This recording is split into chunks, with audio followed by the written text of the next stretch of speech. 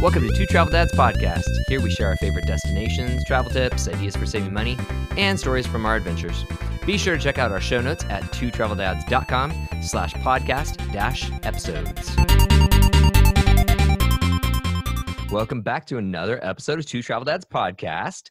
I'm Rob, and Chris isn't with us today, but instead I have a super special guest, Miss Meagan from Mommy Travels. Say hi. Hello. So, Meagan has moved. She's relocated from up here in the Pacific Northwest down to Texas. And so that's how I know her, because she is another amazing travel blogger. Meagan, tell me a little bit about both Mommy Travels and stuff you do with cars. Tell me about that. So I'm kind of all over the place at times, but Mommy Travels is primarily a family travel blog, but it's also girlfriend getaways and adult travel as well. I've been writing it for 11 years now. So, I think I cover about 22 countries, and we're adding countries all the time. Our next big trip is Sri Lanka, so we're very excited about that. And then about 5 or 6 years ago, I started incorporating cars into it because, you know, cars are a big part of life, especially family life, because a lot of families cannot afford to fly. You road trip, and that road trip needs to be pretty comfortable, and the car really can make or break a trip. It's so true. That's why I love my Subarus. Yeah. 2019 was the year of Montana for us. Seriously, with 3 different trips, all to Yellowstone Country, and it was amazing. I only did one. I know. I didn't do 3. I know, but I got my fill of Montana last year, but I'm excited because I think we're going back this year too. Montana is such an amazing state. It just there's so much to offer and such a diverse amount of things to do. Yeah.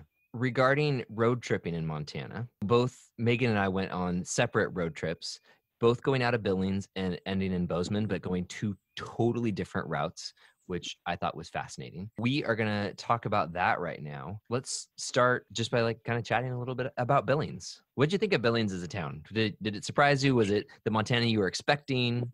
What are your thoughts? Well, so I've been to Billings before. So one of my lifelong best friends went to college, high school, junior high together. She got married in Billings. She married a local boy, and she lives in Billings. So it's not my first trip. And it's interesting because it has changed a lot since she got married like 15 years ago. And I just think the place is getting better and better all the time. Yeah, I was really genuinely impressed by it. So I went to Billings. Oh, actually, I went to Bozeman 3 times this year.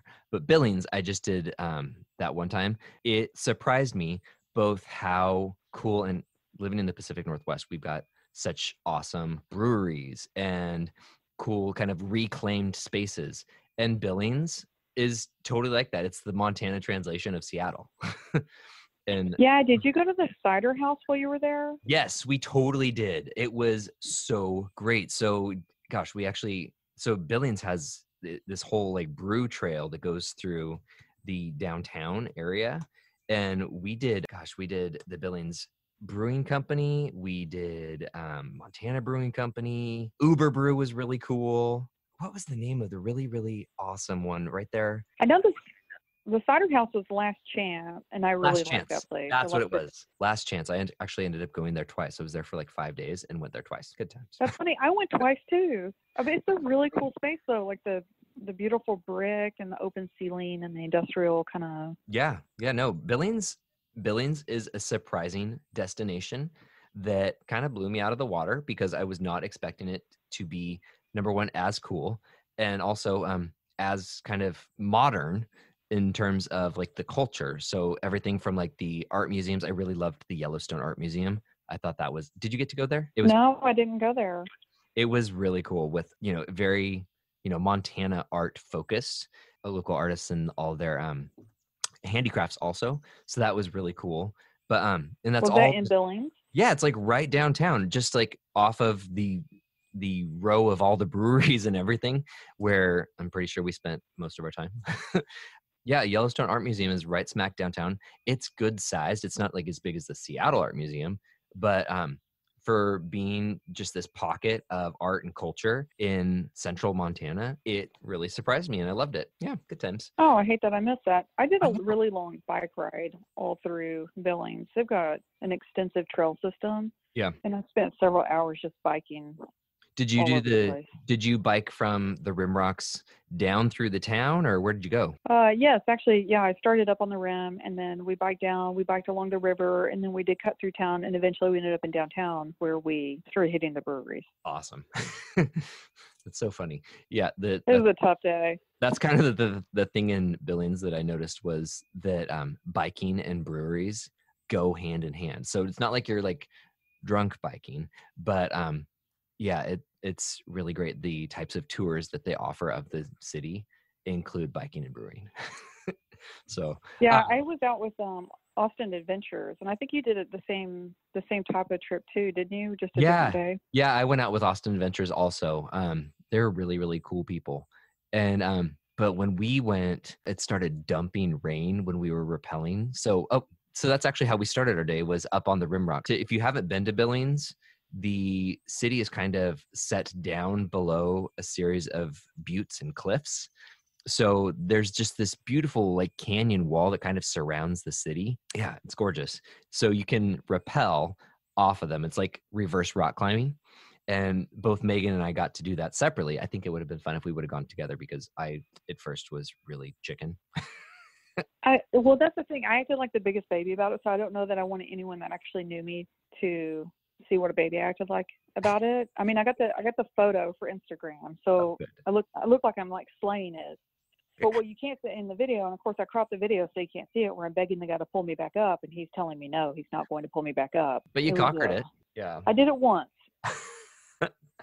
Well, I went. we'll find a place. I mean, it's creepy I to go know. over the side of a cliff. There's a lot of uncertainty, and I gotta say, it's actually, I found rappelling to be a little more scary or nerve-wracking than rock climbing. Oh, absolutely. I mean, look, I'm trusting this man to not like let go of this rope. I've never met him before. I mean, granted, he was great, but yeah, it was super scary, I thought. Yeah. But everyone else in my group went like 10 times. So I was like, okay, now you're just making me look pathetic. We had somebody in our group not necessarily paying great attention and kind of slip a little bit and fall backwards and catch herself, and she was kind of stuck upside down, and yeah, good times. Moving on. That's funny. When I got towards the bottom, he's like, you're spinning some circles down there. I'm like, no, I lost my footing, man, and I can't stop. Like, I'm not doing this on purpose. Like, it's not for everybody, and that's okay. Was there anything else that, gosh, I ate a lot of really great food in Billings, but I feel like we can kind of move on and get on our road trip route. Yeah. Well, yeah, we just covered the entire city. So yeah, there you go. No, I'm sure there's other things to do. But. Oh, I know. I think we might go back this summer, because there is a couple of things that I know the kids would really enjoy. But we'll save that until we go. So moving on and heading south, was your first stop Livingston, or where did you guys go from Billings when you left? Livingston was our very first stop. So okay. we just popped in briefly. We walked around the town a bit and got coffee, but man, that is an adorable town. Yeah. So it turns out that Livingston, Montana, first of all, it's got this fantastic like 1920s to 1950s downtown core that is actually where they shoot a lot of movies that take place in those periods, because it is still so, I mean, the neons are incredible, and the marquees, it is not what you would expect to find in Montana. It is colorful and cool and really vibrant, with lots and lots of good food. When we were there, we went to Katabatic Brewing, which was delicious. I love Montana beers. I didn't think that they were going to be too different from Washington beers, but they really are. And if you're a beer person, they're a lot less hoppy than we do them in Washington, which is great. That's one of two breweries, right? I think there's another brewery there too. There is another brewery, but I didn't go to that one, so I wasn't going to talk about it. I didn't go to either, so. Okay. But no, yeah, so we went to there, and then we went to this really cool place called Gill's Goods, which is basically like this really cool old mercantile, but it has really awesome food and really great sandwiches and salads, and their desserts were amazing. I had a memorable lemon bar. Really? Yes. Okay, a lemon bar is not really a memorable thing. So that's why really I called it a memorable lemon bar, because it's not a memorable thing, and it was delicious. So interesting. If you're driving through, voila, there you go. We stopped at like 9 a.m. We left super early. So we continued on to Gardner, Montana. Yeah, we ate at a place called Wonderland Cafe and Lounge, and that Mhm. was really good. And that's in Gardner? Yeah, yeah, like right outside the Roosevelt Gate. Yeah, so the I'm not Roosevelt Arch sure. is the north entrance to Yellowstone. And I was really surprised. So I've got a couple other things I wanted to chat about before we get into the Yellowstone side of things, but I was really surprised to see how Gardner has both developed and grown and stayed an Old West town. I really thought Gardner was cool. Well, it's kind of like just like a strip of a town. Like there's just this one strip, Yeah. and it's very touristy. It is very Um, touristy. Did you see that they've got these really cute like boutique Western B&Bs now? yeah, I thought the whole place was super cute. Yeah. We already decided that our next trip to Montana or to Yellowstone, we're going to be staying in Gardner if we're not camping because it's, Oh, I can't wait to hear about that. I know, right? But hey, Mhm. before we dig into Yellowstone though, I wanted to call out a couple of quick things that are north of Yellowstone that we did when I got to go through Livingston because we did some really cool horseback riding. We went with Bear Paw Outfitters and we actually got to go up out of it's like south of Livingston, so I'm just going to call it Livingston, but go up into the mountains through these really beautiful birch forests and Mm. the sweeping views of this specific spot of Yellowstone Country are gorgeous. So the mountains are so different from any other parts. Like if you think about like Glacier up to the north or like even like going down to the Tetons, it's the landscape is completely different and I love it.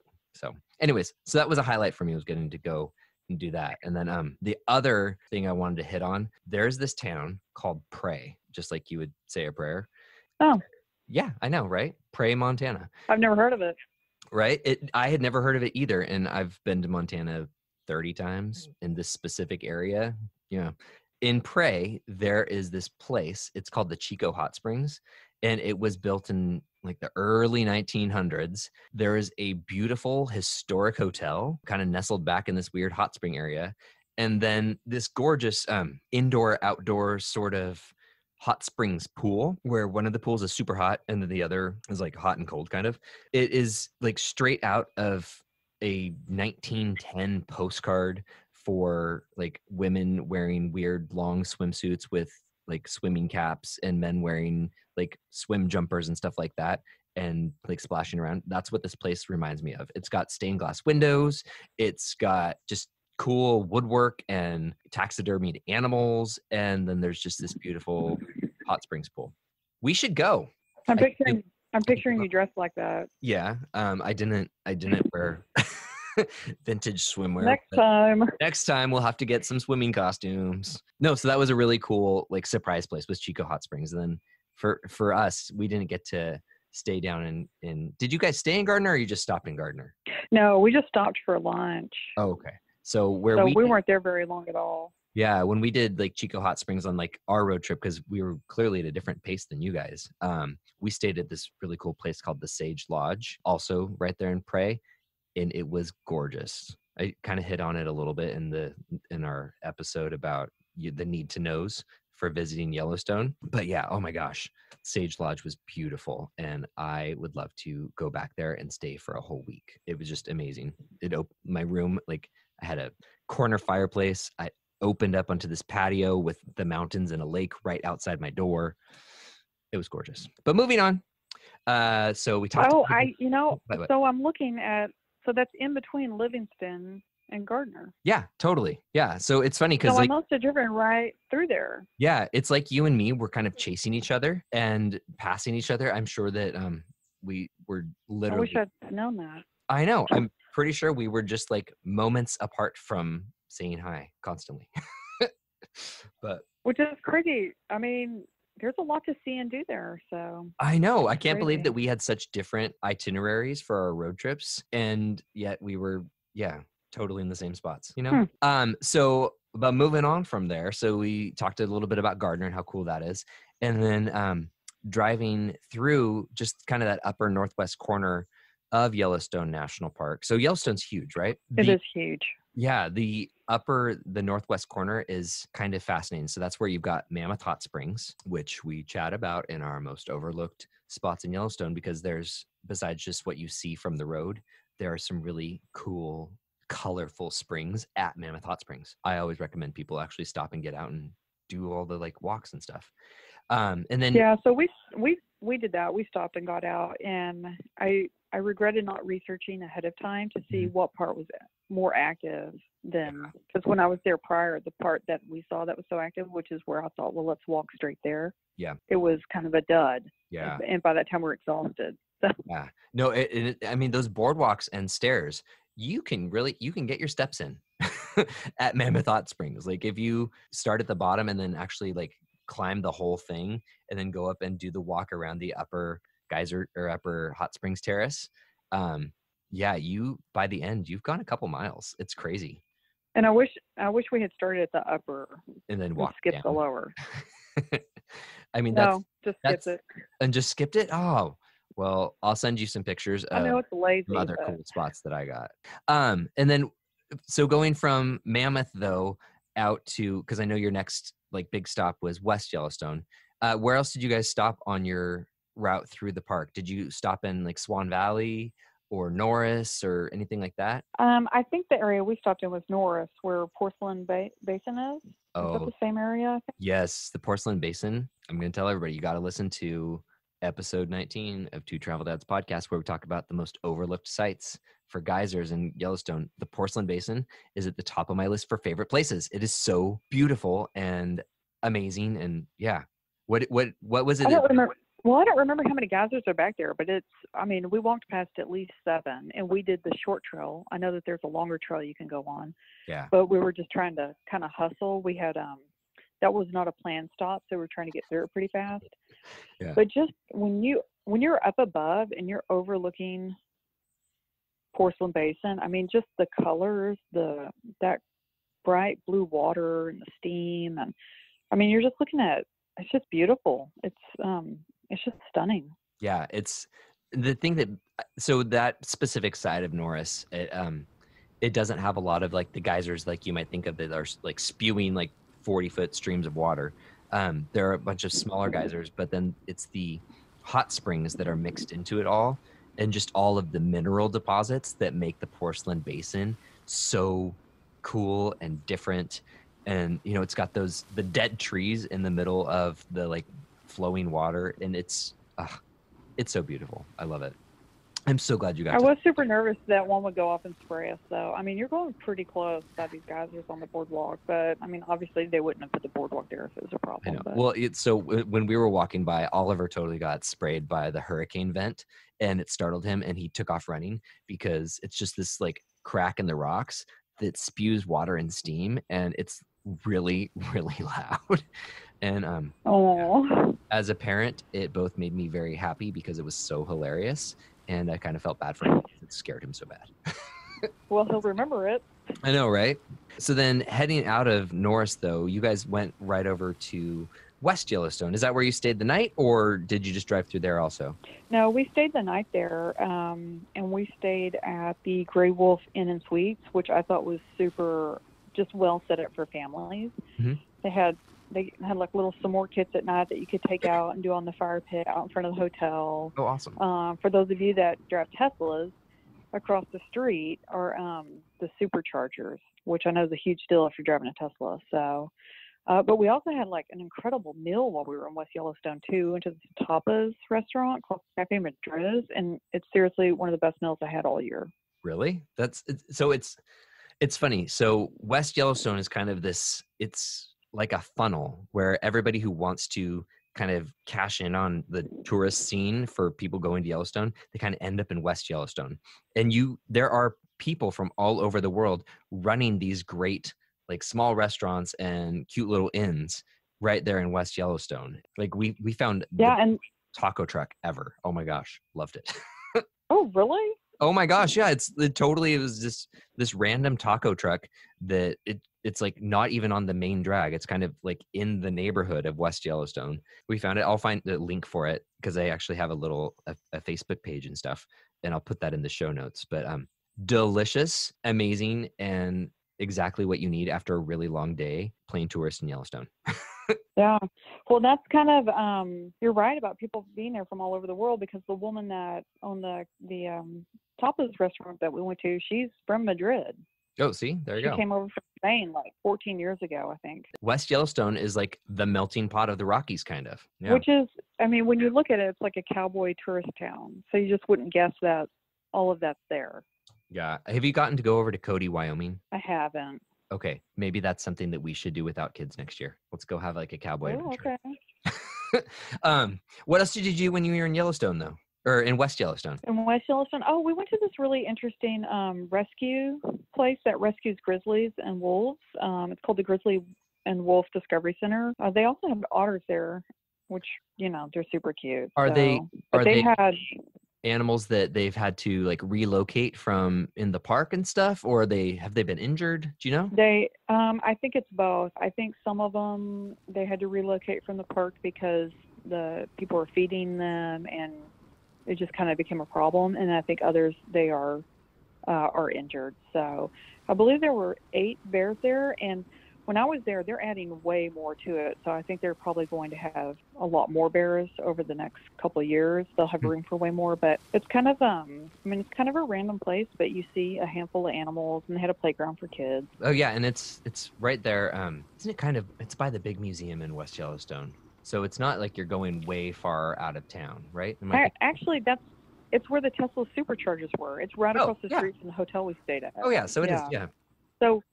Yeah, it's right on the main road. I mean, I guess there's a couple of main roads, but there's at least 2. One of the main roads. Yeah, you can't miss it.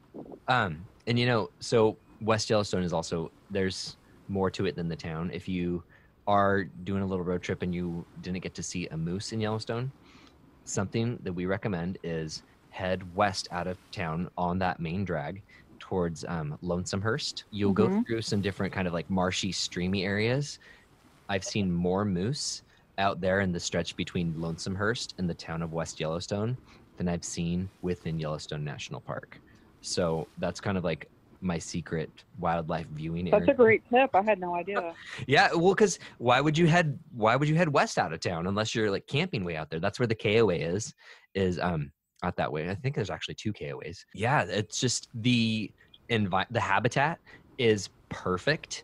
And there are very few people way out there. So if you are the type of person who likes to go and drive and just sit and wait and watch for wildlife to show up, that's the place to do it. I'll never go there. That's not the kind of person I am.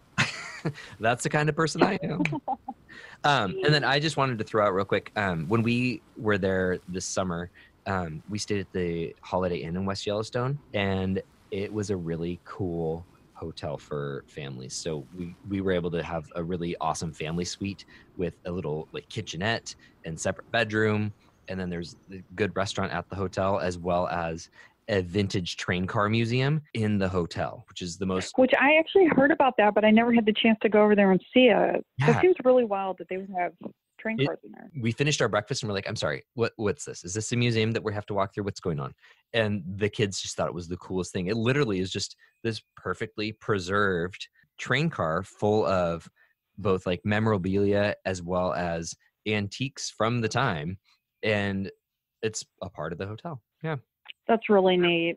I know. That's really cool. Who knew? Was it free? I mean, was that included in the hotel? Yeah. If you're staying at the hotel, it's there for hotel guests.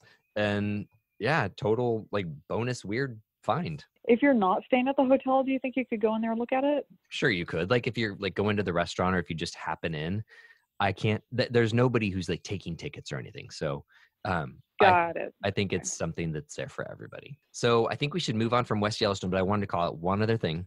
West Yellowstone. So if it's big on the West Coast to have art installations around your town for whatever your city is known for. So like Victoria has orcas that are painted by different local artists. Seattle, we've got pigs on parade. And so there's random pigs around the city that are painted. I didn't know that. Yeah. Like there's down in Florence, Oregon, they do sea lions that are painted that way. And in West Yellowstone, you know what? That kind of makes me feel better about my hometown. I'm from West Texas, and we got jackrabbits all over town. See, it's a thing. And did you notice what there was in West Yellowstone? There was artfully. I'm just going to guess it was bears. No, I'm not sure. Bison, artfully painted bison all over the town. Super cool. So next time I did not notice that. I know. You got to be watching for these things. The kids are always looking for them because they know that we go places that have them. So they're always trying to find like that special art thing. But moving out of West Yellowstone, let's head north, hit up Big Sky. I got to visit Big Sky several times this summer. You got to, was it your first time going to Big Sky this year? It was my first time, and I literally cannot believe that I've gone this far into my life without going there before. I loved it. It is the coolest town, and it's really fascinating because the town is kind of broken up into two parts. There's like the resort side of it up at Big Sky Resort, up at, you know, Lone Mountain or Lone Peak up at the very, very top. And then there's everything down on the Gallatin River. And there's kind of this no man's land in between that has really just kind of sprung up. And it's really cool. Lots of good little restaurants and outfitter shops and stuff. And didn't you stay in that kind of weird area in between? Where did you stay? Let's see. We stayed at the Wilson Hotel, which is pretty much brand new. It's by Marriott. It's essentially a Residence Inn, and it looked like it had just opened. And there was not a whole lot around, so I guess that probably is the part of town you're talking about. But I just remember like sitting out at the pool or sitting in the hot tub and just watching the sunset with the mountains in the background. It was just, my gosh, it's just glorious. Yeah. So we got to stay, we stayed at the 320 Guest Ranch in July, and that was great. It's more towards Yellowstone, but it's still right there on the Gallatin River in Big Sky. And then we also stayed. Was it a ranch? Yeah, it's a guest ranch. So there was horseback riding, and we did like a wagon ride out to a riverfront barbecue, and that was pretty cool. Oh, cool. Yeah. And then what kind of room did y'all stay in? Like a log cabin or? Yeah, so we were in a cabin room. So it was kind of the way that it's built up from the Gallatin River and then along the base of a hill. So cabins kind of stretch along a creek. So we were out at the very, very end of that. So it was nice and quiet, nobody around except for when people would ride horses by. So that was cool. Oh, nice. I know, and they do different sorts of like family package trips where you can have a couple of days with like a ride each day. It's a cool place. And what was it called again? 320 Guest Ranch. And don't worry, I'll put links and stuff. I'm gonna look that up. Yeah, it's pretty cool. And then we also stayed up at the Big Sky Resort. There's a couple hotels up there that are part of the Big Sky Resort, but we stayed in a cowboy cabin, and that was amazeballs. So that was up in the Moon Basin, up on Lone Mountain. It was gorgeous. We had separate rooms from the kids because it was a full-on cabin with a full kitchen and a deck with a hot tub, and absolutely beautiful. And it's right on the cross country skiing path. So if you get one of the cabins in the winter, you can ski out of your cabin. It was awesome. That's nice. I know. I loved it. Oh, I could stay there forever. But there was more stuff to do than just hang out in our cabin. So I know Chris did some zip lining up there going over the forest and stuff. He saw some moose while he was doing that. We had massages at the resort because, I mean, why not? And there was pools, so we enjoyed those. And you had your pool down at the hotel. So there's lots of great just relaxation in Big Sky, which I loved. What else did you do in Big Sky? Yeah, I mean, don't you feel like it is a slower pace there? Like, it is very relaxing. Oh, totally. Like that was the first. So we went there for both part of a work trip and then actual vacation. And it was vacating. I felt vacated. We woke up in the morning and made breakfast and just enjoyed the complete quiet except for birds. Mm-hmm. We went hiking at Ouzel Falls, which was gorgeous. It's right there, kind of actually just off of downtown. Oh, is that was on my itinerary, but we didn't end up doing that. It's a pretty easy trail. There was horses on the trail, which was kind of fun. And it just goes over the West Fork of the Gallatin River, and the falls is surprisingly big. And I mean, the kind of those still pools that go along the path, they're this beautiful deep green, and you really want to jump in them, even though you know it's going to be really cold. And it's beautiful and simple hike right there downtown. Loved it. And did your boys do that with y'all? Is it easy enough for them to do it? Totally. Okay. They're big hikers. We had one day this summer when we were in Yellowstone, and they hiked 11 miles. They're troopers.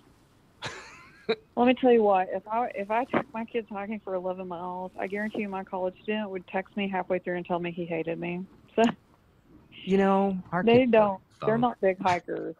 I love to hike, so, but they don't want to go into the woods and hike around for hours. So. Well, but I mean, with your kids, you've got 3 of them. So is it kind of a mob mentality that when one starts to complain, the other 2 are like, oh, you know what? I agree. I don't want to do this anymore. No, No, usually, well, it's usually one will still give me some sort of sympathy and be like, oh no, this is what mom wants to do. Let's. But the other two, yeah, for sure. But they like to zip line, which we did, or I did zip lining in Gallatin, which is nearby. Yeah, it's just And the north. zip lines went, Yeah, yeah. So when it was where you zip line back and forth over the river, and they would have been totally into that. So. you'll have to take them. Good tip. Oh, and then the other thing I did was I did fly fishing for the Oh, very first time. I'd never done anything like that before with the Gallatin River Guides. okay. So you're on the Gallatin River for that Um, too. The Gallatin River is like the lifeblood of Big Sky. yeah, and actually we went pretty far south. I felt like we drove pretty far south, but we were still on the river. And then we changed locations once because my guide wasn't feeling it. I guess he didn't feel like it was a good enough spot. So then we switched locations, and I was out there for about 3 hours. I caught 15 fish. Wow, that's crazy. So Did you eat them or was I it was catch pretty and happy. release? No, I was catch and release. Cool. Yeah, we didn't we didn't keep any of them at all. Okay, cool. So would you say, based off of that experience, would you totally be up for trying fly fishing again in a different spot? Absolutely. Yeah, I wouldn't even hesitate. I already bought myself a fly fishing rod because, well, I was living in Oregon, so I was like, I'm going to go fly fishing, and then I haven't, but I've only had the fishing rod for like 4 months now. So. But I'm sure you can find something in Texas. So maybe Yeah, there are rivers here. there you go. There's your A few. your new hobby. Um, It was like really relaxing. Somebody said that it's like a type of meditation, when you get into the rhythm of it. because it's just, yeah. And I found it really peaceful, and it was really calm and quiet. And I just could not believe how much I enjoyed that. Yeah. I love just being on the river, but I do not do the fishing anymore. So I get you. I feel you. Yeah. I wanted to, My kids will probably hate it, but well, they don't like hiking either. So what can you do? they hate nature. No. I wanted to, because we're just about done chit chatting because I'm looking at our road trip route, and we've covered almost everything. I wanted to hit on. I know you got to go to Bozeman Hot Springs, and it sounded like you thought that was pretty cool. So I wanted you to kind of talk a little bit about that before we were done. What do you want to share? Yeah, it was interesting. Like I thought it was really well set up. Like most of the hot springs I've been to have been in Oregon or Idaho, and so you just pulled off the road and got in a river, and there was like a part of the river that was a hot spring. This was completely different. This was elaborate pool set up. There were, anywhere from like 3 to 5 pools outside. They varied in temperature, and then there was also pools inside as well. And then they kind of had a more kid-friendly part. So I was outside where there were hardly any kids, and it was really calm and peaceful and quiet. And you could just soak and relax. And then inside there were tons of families, and the kids are like playing and screaming and laughing and just having a great time. So Yeah. I thought it was really well, and it was cheap too.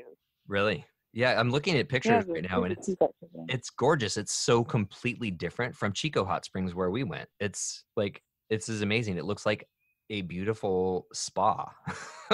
Yes, actually, yes, it's a lot like a spa. Because if you've ever been to like a really plush spa in like Puerto Vallarta, or where they've got the hydrotherapy and you go from one pool to another, it was very similar to that, except it's not a spa, but it is kind of a similar concept. But well, we have an episode all about our Korean spa experience where you got the hot and cold pools. So if you haven't listened to that, you should listen to that. It is not quite as glamorous. I haven't listened to it, but I'm a huge baby. I won't get in the cold pools. I stepped in it for a second. Chris was cool with it. He was like, yeah, I love the cold pool. I'm into it. Not me. No, I know that there's health benefits. I can't get into it. Same. I'd rather just be warm. Yeah. But so Bozeman Hot Springs, that looks pretty awesome. We did some other stuff in Bozeman too. We found some cool, again, breweries. Montana's the place for brewing. And the Ale Works was a really cool place that we went after we did the have you been to the Museum of the Rockies? No, I haven't. Oh my gosh. So here's your next itinerary when you go to Bozeman. Go have your hot spring time and then find some good lunch downtown. There's plenty of awesome options. And then for dinner or for after lunch, you go to the Museum of the Rockies and you check out their amazing T-Rex collection, because it seriously, it's one of the best assemblages of dinosaur fossils that I've seen. Yeah, the Denver Museum of Science and Nature is really amazing for the dinosaurs as well, but the Museum of the Rockies, it's their primary focus, and it's amazing. So then once you're done with the I had no dinosaurs, idea. yeah, it's awesome. And once you're done with the dinosaurs, you head downtown, hit up the Ale Works for dinner and more like really good Montana food, and you're good to go. It's Bozeman is the coolest city for all of these different types of experiences all put together. Ah, good times. Did Uh, you did you go north of Bozeman at all? Did you go up to Three Forks? Because that's yeah, where no, we ended. yeah. So we did Three Forks earlier this summer, not on the same road trip, on a different road trip. And we went out to like the headwaters of the Missouri River, which was really cool and really beautiful and interesting. And we did Lewis and Clark Caverns, which is also right out there. I've got a really cool blog post all about Lewis and Clark Caverns, and we're going to be Oh, nice. yeah, we're going to record some podcast episodes talking about everything that's up there. So I don't want to give away the whole farm on that. But yeah, Three Forks was a cool area with lots of interesting sites, and I know we had some great food there. Did you get to have lunch or dinner or anything in Three Forks?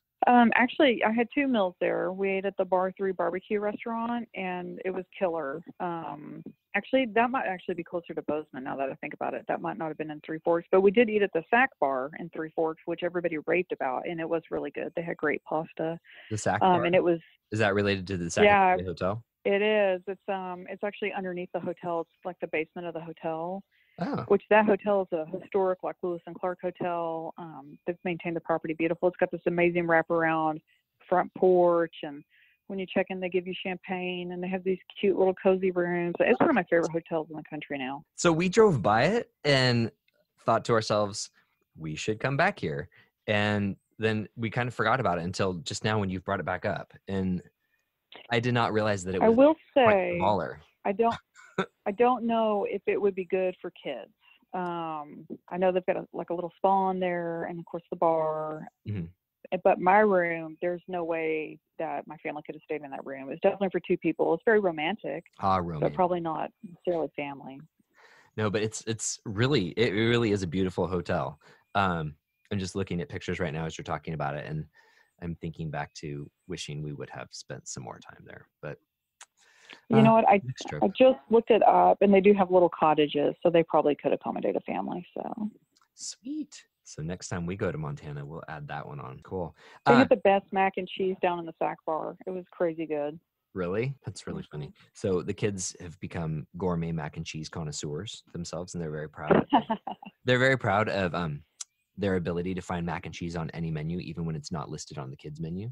So I'm sure they would find that and eat it up. But yeah, no, when we went through Three Forks, we had been hiking all day, so we were just tired. Mhm. We found the Three Forks Cafe just has this wonderful outdoor seating with umbrellas, and it's so calm and quiet in this little town, even in like the middle of summer when you think like big tourist season. It's so chill that it's like the relaxing respite of central Montana. I loved it. Great town. Thanks for reminding me that Three Forks was awesome. And it's such a tiny town. It's surprising that there's that much stuff there, to be honest. Yeah. Well, and I know that, so in this area of Montana, thinking about like Three Forks, Columbia, all those spots, outdoor adventures and guide services are a big thing. And of course you can always, bring your own stuff and go out, but that's one of the things that we love to do when we go on trips is find those really cool local vendors that we can support. And, having been a guide, both like a horse guide and river guide and stuff, I can say that that's one of the best ways you can support those small communities is by using those guide services. And Three Forks is a great place that has those guide services, and Big Sky's got them too, and Gardner. Yeah. Cool way to add something. And how would you recommend to somebody to find a guide? So, I mean, on our blog, we are very good about finding good Viator links to share. Viator is, it's owned by TripAdvisor, and they vet Mhm. all of their